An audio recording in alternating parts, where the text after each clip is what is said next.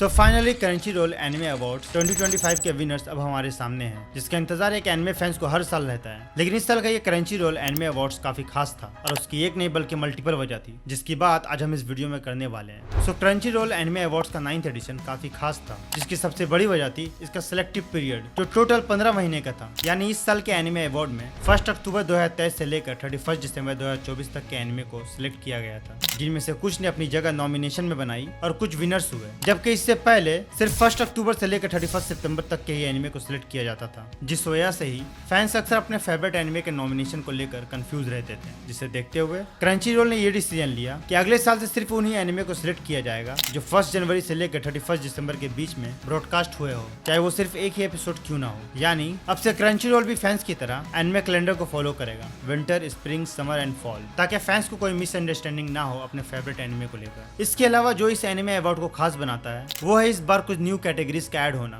और जैसे जैसे एनिमे का क्रेज बढ़ रहा है पॉसिबिलिटीज है कि आने वाले वक्त में कुछ और भी न्यू कैटेगरीज को शामिल किया जाए। बट फिलहाल क्रंची रोल एनिमे अवार्ड्स 2025 में टोटल 32 कैटेगरीज हैं। इसके अलावा एक स्पेशल अवार्ड को भी इस साल ऐड किया गया है, जो है ग्लोबल इम्पैक्ट अवार्ड, जो अब से हर साल उस एनिमे और उसके क्रिएटर को दिया जाएगा जिसने अपने कंट्रीब्यूशन से एक लार्जर ऑडियंस को इन्फ्लुएंस किया हो और अपने काम के जरिए दुनिया भर के फैंस पर एक गहरा सोशल, कल्चरल और हिस्टोरिकल इम्पैक्ट छोड़ा हो। और इस प्रेस्टिजियस अवार्ड का सबसे पहला विनर अटैक ऑन टाइटन है, जिसे ये अवार्ड उसके ग्लोबल इन्फ्लुएंस के लिए दिया गया है, जिसने एनिमे को वर्ल्ड वाइड सुपर पॉपुलर बनाया और साथ ही एक लार्जर ऑडियंस पर अपना गहरा असर छोड़ा। इसके अलावा इस साल के क्रंची रोल एनिमे अवार्ड में 3 न्यू कैटेगरीज को ऐड किया गया था, जिनमें सबसे पहला कैटेगरी है बेस्ट बैकग्राउंड आर्ट, जो उस एनिमे को दिया जाएगा जिसकी डिटेल बैकग्राउंड एनिमे के एटमॉस्फेयर और स्टोरी टेलिंग में जान फूंक देती है, जिसे अक्सर नजरअंदाज कर दिया जाता है। लेकिन क्रंची रोल अब से इस आर्ट को भी ऑनर करेगा और इस साल इस अवार्ड को फ्रेरन बियॉन्ड जर्नीज एंड ने जीता। जो दूसरा कैटेगरी है वो है बेस्ट इसिकाई एनिमे। अब हर साल इतना इसिकाई एनिमे आने लगा है कि काउंट करना भी मुश्किल हो गया है, तो जाहिर सी बात है कि इसे भी वो रिकॉग्निशन मिलना चाहिए जो ये डिजर्व करते हैं। और इस साल का बेस्ट इसिकाई एनिमे अवार्ड रीजीरो सीजन 3 को मिला। और अब जो थर्ड न्यू कैटेगरी है वो इंडिया में एनिमे के क्रेज को देख कर ही ऐड किया गया है, और वो है best voice over performance in Hindi, जो उन वॉइस ओवर आर्टिस्ट को एक होप देगा जो हमारे फेवरेट कैरेक्टर में अपनी दमदार आवाज से जान फूंक देते हैं, लेकिन उन्हें वो रिकॉग्निशन नहीं मिलता जो वो डिजर्व करते हैं। और इस साल जिस वॉइस ओवर आर्टिस्ट ने इस अवार्ड को अपने नाम कराया वो है लोहित शर्मा, जो जुजुत्सु काइजेन में गोजो को अपनी वॉइस देते हैं, एंड नो डाउट वो ये अवार्ड डिजर्व भी करते हैं। अब बात करते हैं उन सारे एनिमे के बारे में जो इस अवार्ड शो में विनर हुए, जिनमें सोलो लेवलिंग सबसे टॉप पर है, जिसे टोटल 13 नॉमिनेशन मिले थे, लेकिन इसने 9 अवार्ड अपने नाम कराया, जिसमें एनिमे ऑफ द ईयर की बाजी भी इसी एनिमे ने मारी। इसके अलावा best anime series, best action anime, best main character जिनवू, best anime score, best anime ending sequence and best anime voice over performance in Brazil, Spanish and English, ये सारे अवार्ड भी इस एनिमे ने अपने खाते में दर्ज कराया। दूसरे नंबर पर जिस एनिमे ने सबसे ज्यादा अवार्ड अपने नाम कराया वो है फ्रेरन बियॉन्ड जर्नीज एंड, जिसे best drama anime, best background art, best supporting character Fern and best director के कैटेगरी में अवार्ड मिला है। इसके अलावा देन ददान ने best character design, best anime song and best anime opening sequence जैसे award को अपने नाम कराया। वहीं Demon Slayer Hashira training arc को बेस्ट एनिमेशन और बेस्ट कंटिन्यूइंग सीरीज का अवार्ड दिया गया। वहीं स्पाई एक्स फैमिली सानिया फोर्जर के कैरेक्टर को must protect at all cost का अवार्ड दिया गया। इसके अलावा बेस्ट ओरिजिनल एनिमे का अवार्ड निंजा कामुई ने जीता। मैशल मैजिक एंड मसल्स को best comedy anime, blue box को best romance anime and look back को फिल्म ऑफ द ईयर के अवार्ड से नवाजा गया। इन सब के अलावा भी कुछ ऐसे अवार्ड्स हैं जो उतनी खास तो नहीं है, बट जो खास है वो है इन आर्टिस्ट का अपने काम को इतनी शिद्दत से करना कि लोग उसे हमेशा याद रखें, क्योंकि एनिमे सिर्फ कुछ लाइन्स एंड कलर का कॉम्बिनेशन नहीं है,